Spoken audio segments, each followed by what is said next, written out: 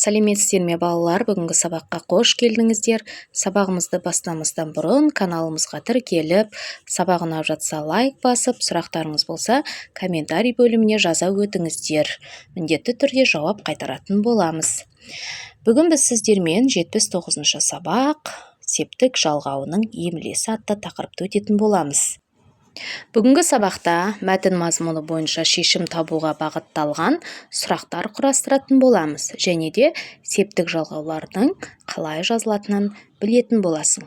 Олай болса балалар, сабағымызға берілген жаттығуларды орындайық.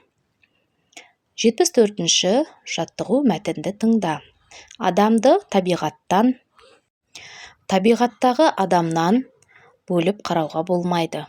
Табиғаттың жері мен суы, орманы мен тасы, жануарлары мен өсімдіктері адам үшін тіршілік етудің басты көзі болып табылады.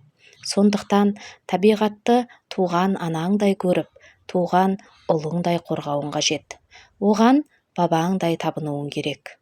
Егер сендер ағаштарды аяусыз сындырып, гүлдерді жұлып, құстардың ұясын бұзып, жазықсыз жәндіктерді өлтіріп, ағып жатқан суға қоқыс лақтырып тастасаңдар, табиғат анамыз тарығады. Мұндай жағымсыз қылықтардан аулақ болайық, балалар. Мәтін «Менің отаным тәуелсіз Қазақстан» кітабынан алынған. Мәтіннің мазмұны бойынша шешім табуға бағытталған сұрақтар құрастыр.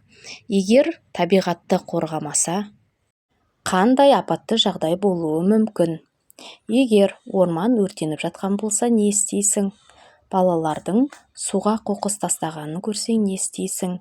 Қанаты сынып ұша алмай қалған торғайды көрсең, не істейсің? Балалар, мінекей біз мәтінге байланысты берілген сұрақтарға осылайша жауап жаздық.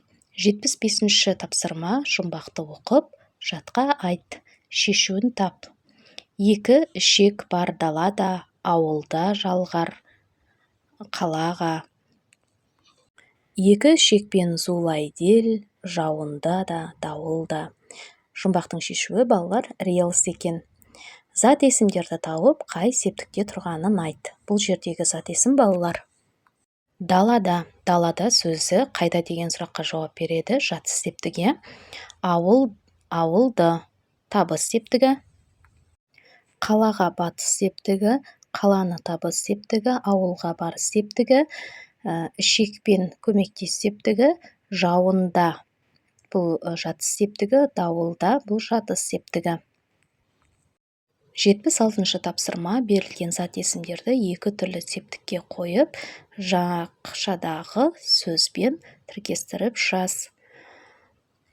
Бұл жерде балалар үлгі бойынша жіпті байлау, жіппен байлау деп берген екен. Енді біз берілген сөздерге сөйлем құрап жазайық. Гүлнұрға бару, гүлнұрмен бару.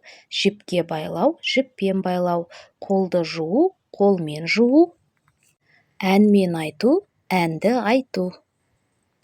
77-ші тапсырма: мәтелді оқып, жатқа жаз. Ел жасымен көрікті, тау тасымен көрікті. Көмектес септігіндегі сөздердің жалғауына назар аудар, мәтелдің мағынасын түсіндір. Балалар, бұл мақалда ел жасымен көрікті дегеніміз белгілі бір елдегі жас балалардың, бойжеткен қыздардың және де ойнап жүрген балалардың күлкілері, олардың асыр сала ойнағандары, осылармен ел көрікті деп айтып отыр. Тек қана мысалы бір елде шал кемпірлер тұратын болса, ол елдің ешқандай да көркі жоқ деген сөз. Ал тау тасымен көрікті дегеніміз, тауда тастар болатын болса, сол тастармен тауымыз көрікті дейді. Келесі жаттығу бізде 78-ші жаттығу: төмендегі сөздердің тиістісін қойып, өлеңді қалпына келтір.